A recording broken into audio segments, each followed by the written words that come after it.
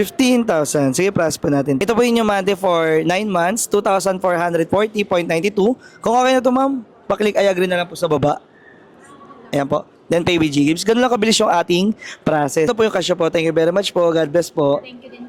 Ito naman tayo sa ating panibagong trading series. At ngayong araw nga pala, meron naman tayo kamit up na 15,000 at nandito nga pala tayo sa SMO. At makasama pala natin si ma'am.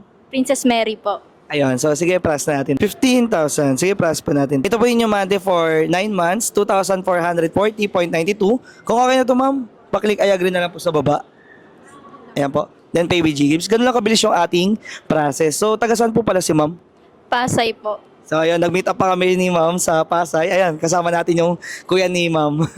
So, ito pumasok na. Ito na po yung kasya po. Thank you very much po. God bless po. Thank you din po. Any feedback na lang po pala sa naging transaction natin ngayong umaga? Sobrang legit, 100 million. Ayan. Yes. Ayan, sir. Hi, sir. Ano masasabi niyo rin sa process natin, sir? Goods, all goods.